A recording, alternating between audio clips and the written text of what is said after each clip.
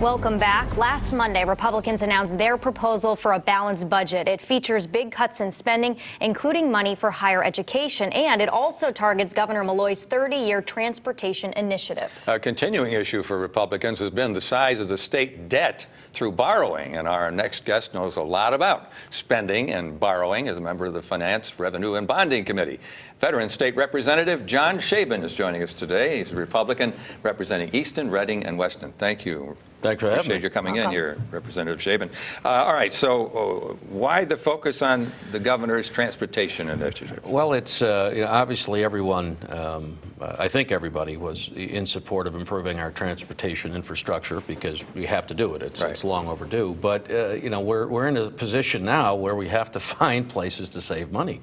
Our counter-proposal still funds some of those transportation initiatives. There's some opportunities down the road if we do, in fact, get back on a fiscally stable plan, actually, perhaps ramp that up a little bit. But to take a big bite now and saying we're going to borrow, this much money now, especially when the business community is looking at us and saying you already have too much debt, you already have unfunded pensions, you already have an unstable tax and regulatory environment. So then you're going to borrow X hundreds of billions of dollars, whatever the number would end up being. It's too much. It's too big a bite. So we're going to try and do it in smaller bites, and that was kind of the plan. Do you think the governor, though, is going to go for it? Let me think no. I think the answer is probably no. I haven't talked to him today about this, but I'll check when I get back there. Yeah. I suspect not. But what I'm hoping at least is that it'll start a conversation to say, all right, maybe it does make sense to do this in steps. I mean, there's a couple of models out there. We tried to push through the governor proposed a lockbox last year to kind of quell the fears of folks who are trying to raise money through tolls. I've got a bill out there that's trying to create like a STF fiduciary account that actually has some private sector watch guards on it, and I'm working with some Democrats on that too. So frankly, I think if we can raise a level of confidence that if we are going to raise additional transportation funds, however we do that, that they're actually protected, then I think we can kind of ratchet that number up a little bit. Yeah, Republican plan doesn't have tolls in it and no tax increases. That's right. That's right. Well, because we're taking smaller bites. That's right. Why don't you guys all get in a big room, Democrats, Republicans, the governor, and hash it out? I mean, is that not even feasible? Well, of course it's feasible. But there's a big room right across the street that we're in right now, and that is where the hashing out happens. But obviously, a lot of this happens behind closed doors. Well, all the time you hear Republicans saying, well, we invited the Democrats and they didn't come. And the Democrats say, well, we invited Republicans and they didn't come. Yeah, there is some of that. A lot of that is, I think, just posturing. Some of that also sells newspapers or gets a click on your phone.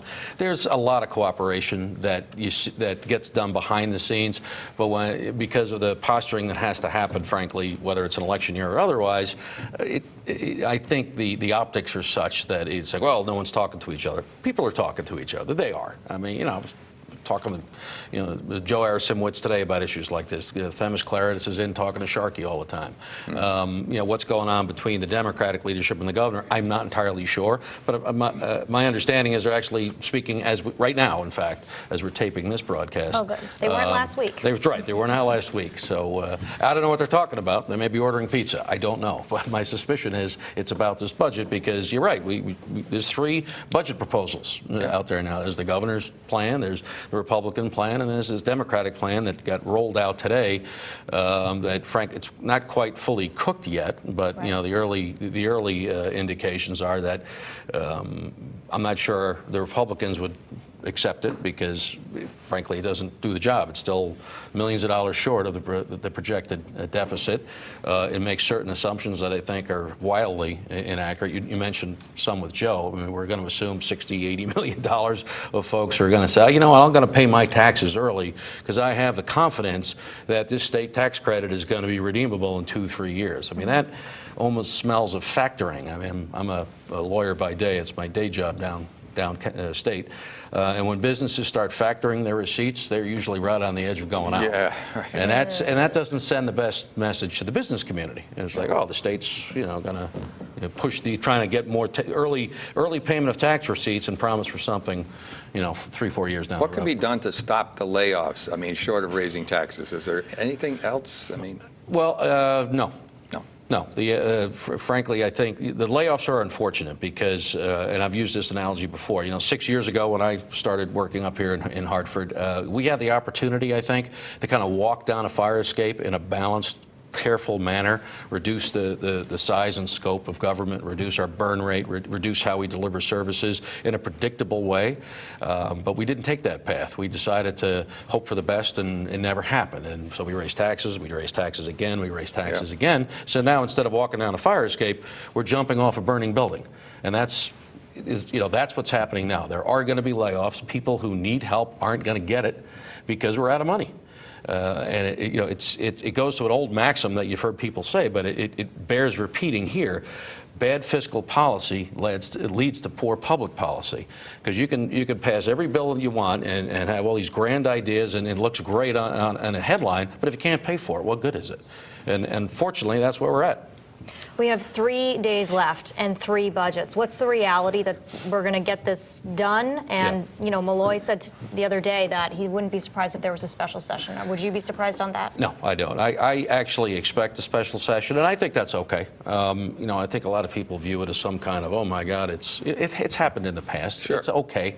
If we come back in a couple of weeks, frankly, that maybe gives us a little more time to vet some of these things. I mean, some of the numbers, we still need to get all of our income projections, actually know what our income is. I mean, we're still trying to patch the hole in the current fiscal year that just ends in June. That's what, 140 million-ish dollars, which if you per diem, that's and that's to the end of June. Yeah, that's a huge deficit.